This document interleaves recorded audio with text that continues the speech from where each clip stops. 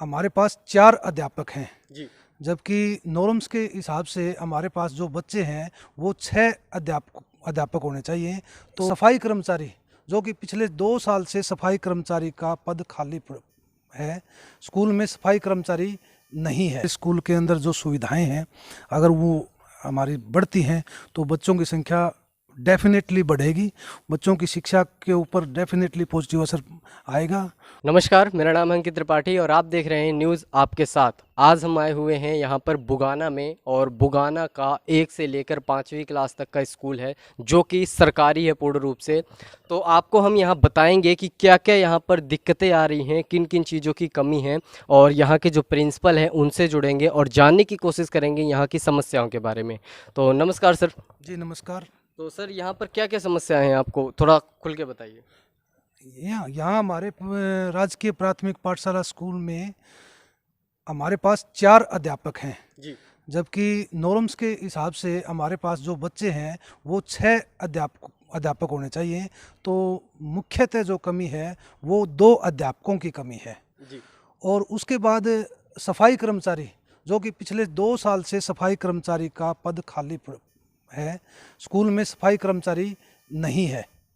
और उसके बाद इंफ्रास्ट्रक्चर के अंदर हमारे सफाई कर्मचारी की आपने लिखित रूप में ऊपर दिए शिकायत? लिखित रूप में हर वर्ष हम सरकार को लिखित रूप में देते हैं कि हमारे पास सरकारी कर्मचारी नहीं है जी। और अध्यापकों के बारे में हमारा हर महीने की लास्ट जो दिन होता है उसमें लिखित रूप में जाता है कि हमारे पास इतने बच्चे हैं और उसके अकॉर्डिंग इतने अध्यापक कार्यरत हैं और इतने अध्यापकों की डिमांड है।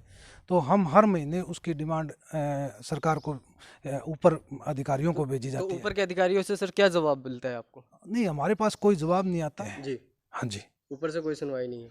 और सर इसके अलावा आप पानी की टंकी की बात कर रहे थे। जी हमारे स्कूल में पानी की टंकी का प्रॉपर अभी कुछ दिन से ये पानी की टंकी लीक है और इसके लिए हमने ऊपर लिख दिया है। और जैसे ही कोई यहाँ सर्वे होता है उसके बाद क्या होता है वो देखिए। अभी पानी की में उसमें लगभग 3 फुट पानी रहता है जो कि बच्चों के लिए पर्याप्त है। उसके बाद हमने यहाँ पर स्कूल के अंदर आरओ भी लगाया हुआ है, जिसको हम अब गर्मी के समय पर कूलर लगा वाटर कूलर, जिसको हम शुरू करेंगे। अभी सर्दी तक हमने शुरू नहीं किया था। तो हमने यहाँ पर स्कूल घूम के देखा सर कि कुछ जो यहाँ के रूम्स है वो झरझर हो चुके हैं, पूरी तरह से ख़त्म है। तो आप कह रहे थे कि जैसे कि 2 रूम की आपकी डिमांड है। हाँ जी, हमारे स्कूल में 2 रूम की हमने डिमांड है, जिसको हमने विभाग के हमारे सरकारी विभाग के जो जेई हैं उनको हमने नोट करवा दिया है कि हमें, और उनको लिखित रूप में दे दिया है कि हमारे स्कूल में 2 कक्ष की आवश्यकता है जी। और वो हमने डिमांड भेज दी है। डिमांड भेज दी आपने? जी जी। तो यहाँ पर जो सर टीचर हैं, आपने जैसे कि बताया 4 टीचर हैं, तो 5वीं क्लास तक आपका स्कूल है, तो किस हिसाब से सर ये आपने टीचर मैनेज कर रखे हैं, और ये कब से आपको टीचरों की कमी आ रही है? ये हमारे यहाँ टीचरों की कमी लगभग 2 साल से है।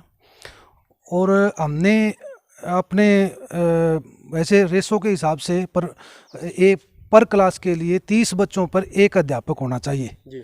लेकिन हमारे पास अध्यापक की कमी है, तो हम बारी से क्लासों को मेंटेन करते हैं। 1 अध्यापक 1 कक्षा को कार्य देके फिर दूसरी कक्षा जो है उसको कार्य देता है। यानी एक तरह से आप मैनेज करते हैं कमी की वजह से? मैनेज करते हैं हम। तो अच्छा सर, एक बात और बताइए कि आपके स्कूल में कितने टोटल बच्चे? हमारे स्कूल में इस वक्त 157 बच्चे हैं। 157 बच्चे पे 4 टीचर हैं? 4 टीचर हैं जी जी। लेकिन 6 अध्यापक होने चाहिए और 2 अध्यापकों की कमी है। 2 अध्यापकों की कमी है। और सर यहाँ पर जो कर्मचारी यहाँ पर है सफाई के लिए, वो तो है नहीं अभी कार्यरत, तो कैसे सर आप सफाई को मेंटेन करते हैं फिर यहाँ पर? हम सफाई के लिए हमारे पास कर्मचारी कार्यरत नहीं है, तो हम अध्यापकों से कुछ कलेक्शन करके जी, और यानी कि जो टीचिंग स्टाफ है उससे आप कलेक्शन करते हैं। कुछ स्कूल के अंदर 12,500 रुपये सैनिटाइजेशन के लिए और सफाई के लिए आते हैं। हम उस पैसे का इस्तेमाल सफाई कर्मचारी के लिए करते हैं। तो साल में कुल कितना बजट आता है सर स्कूल के लिए? साल में 50,000 रुपये का बजट मेंटेनेंस के लिए, स्कूल चलाने के लिए 50,000 रुपये का बजट आता है जी। उसमें उतना पूरा हो जाता है सर? सिर्फ 50,000 में लगभग काम चल जाता है जी। और अगर कोई ज़रूरत होती है तो हम डिमांड कर लेते हैं। तो आगे से आपको बजट प्रोवाइड करवाया जाता है? हर वर्ष बजट ऑटोमेटिक प्रोवाइड हो जाता है। स्कूल का एक स्कूल मैनेजमेंट कमेटी होती है, एसएमसी। एसएमसी का एक अकाउंट है, ज्वाइंट अकाउंट होता है, जिसके अंदर एसएमसी प्रधान और स्कूल प्रिंसिपल के ज्वाइंट अकाउंट से वो चलता है। और वो स्कूल के उसके अंदर जो है 50,000 रुपये की ग्रांट दी जाती है। अच्छा सर। सरकार के द्वारा। तो सर स्कूल में शौचालय वगैरह का क्या इंतजाम किया गया है यहाँ?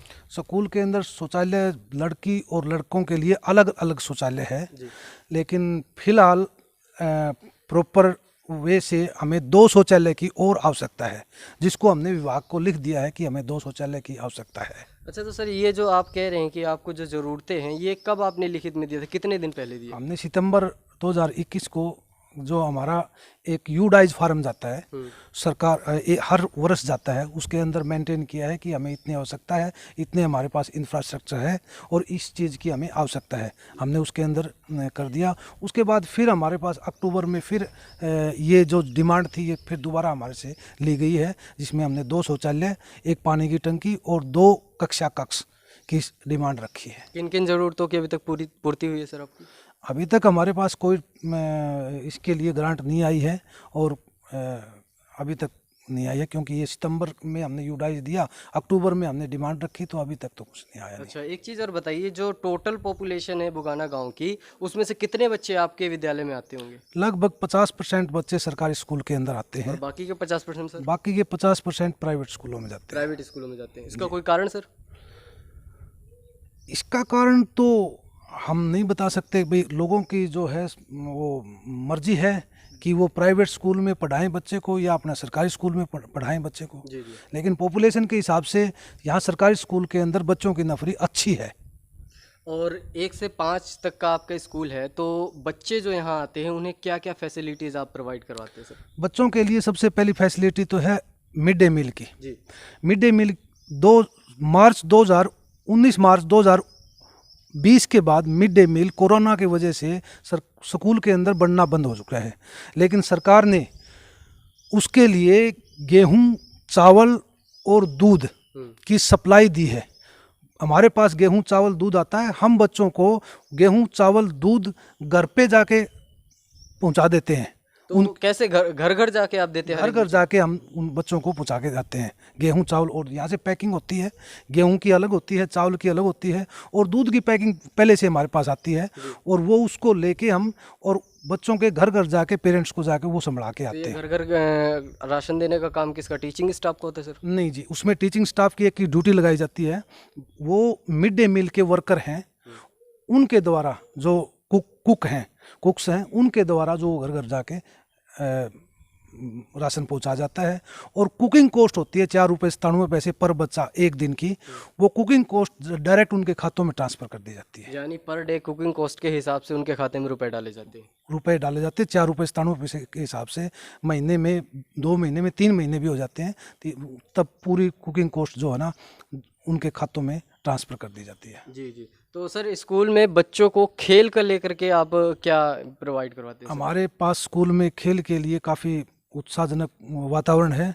हम खेल में कुछ कबड्डी और खो खो और दौड़, एथलेटिक्स के जितने गेम होते हैं वो बच्चों को करवाते हैं। स्कूल में खेल का काफ़ी बड़ा मैदान है, लगभग 4 एकड़ में मैदान है इस स्कूल का खेल का मैदान है, जो कि हमारे परली तरफ जो है वो है, और ये इधर सामने भी है।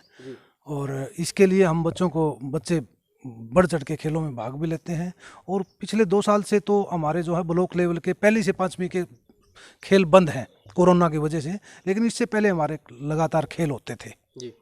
और फिर भी हमने बच्चों के खेल के लिए जारी रखा है। सुबह हम बच्चों की पीटी करवाते हैं 5 से 10 मिनट तक, कोरोना के नियमों के थोड़ा उनको अलग अलग करके डिस्टेंस बना के हम स्कूल में बच्चों की पीटी करवाते हैं हर सर। जैसे कि आपने कहा कोरोना की वजह से दूर दूर बच्चों को रखते हैं, तो एक रूम में मैक्सिमम कितने बच्चे आप बिठाते हैं सर?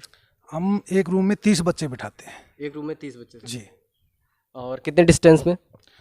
हम कोशिश तो ये करते हैं कि एक बेंच पे एक बच्चा बैठे, एक बेंच पे एक बच्चा बिठाते हैं हम, बच्चों की लाइनें बनाते हैं, उस हिसाब से हम बच्चों को बिठाते हैं जी। तो कोरोना का जब सब टाइम चल रहा था और ये था कि पेरेंट्स की मर्ज़ी है बच्चों को भेजें ना भेजें, तो उस टाइम पे पेरेंट्स की तरफ से क्या रुझान आया? बच्चे अपने भेजे उन्होंने या हिचकिचा रहे थे? नहीं, हमारे पास पेरेंट्स का बड़ा पॉजिटिव रुझान आया। वो ये कह रहे थे कि आप बच्चों को बुलाइए। हम कह रहे थे भी सरकार की रिस्ट्रिक्शन है, लेकिन पेरेंट्स जो है हमारे पास धक्के से बच्चे को फिर भी भेज रहे थे जिस टाइम स्कूल बंद थे उस टाइम भी। यानी कि पेरेंट्स संतुष्ट हैं इस स्कूल से? पेरेंट्स संतुष्ट हैं। ये तो पेरेंट्स बताएंगे, वैसे तो मैं अपनी बड़ाई कैसे कर सकता हूँ स्कूल की, लेकिन ये इस सवाल का जवाब तो पेरेंट्स देंगे। मतलब कि बच्चे फिर भी आ रहे थे आपके उस टाइम पे जब ऑप्शन था? हाँ जी, बिल्कुल बिल्कुल। हमारे बच्चे फिर भी आने की कोशिश कर रहे थे, लेकिन सरकार का नियमों का पालन करते हुए हमने, जब सरकार ने कहा कि स्कूल बंद करने, तो हमने बंद किए हैं। और जब ये कहा कि आप मर्जी है बच्चों की आनी, तब हमारे पास लगभग 80 से 90-95% तक हमारे पास हाजिरी रहती थी, जो कि नॉर्मल है जी। हाँ जी। तो सर जो आपकी फैसिलिटीज़ की जो भी डिमांड है अगर वो पूरी हो जाती हैं तो सर क्या लगता है आपको कि बच्चों की संख्या बढ़ेगी? जी जी, देखो, अगर हमारे सरकारी स्कूल के अंदर जो सुविधाएं हैं अगर वो हमारी बढ़ती हैं तो बच्चों की संख्या डेफिनेटली बढ़ेगी। बच्चों की शिक्षा के ऊपर डेफिनेटली पॉजिटिव असर आएगा और उनका स्वास्थ्य और दूसरी जो चीज़ें हैं वो उनके अंदर सुधार आएगा। जी जी, धन्यवाद सर। Thank you. तो देखा, ये थे हमारे साथ प्रिंसिपल सर जिन्होंने जानकारी दी पूरी कि इस स्कूल में किस किस चीज़ की कमी है और क्या कैसे यहाँ पर मैनेज किया जाता है। साथ ही हम आपको यहाँ की बिल्डिंग भी दिखाएंगे जो झरझर हो चुकी हैं और जिसकी वजह से यहाँ के जो प्रिंसिपल हैं उनकी डिमांड है कि यहाँ पर 2 रूम और बनवाए जाएँ ताकि जो यहाँ के बच्चे हैं उन्हें आराम से डिस्टेंस के साथ बिठाया जा सके। और आप देख पा रहे होंगे, आपको एक बार पूरा व्यू दिखा देते हैं स्कूल का। ये देखिए,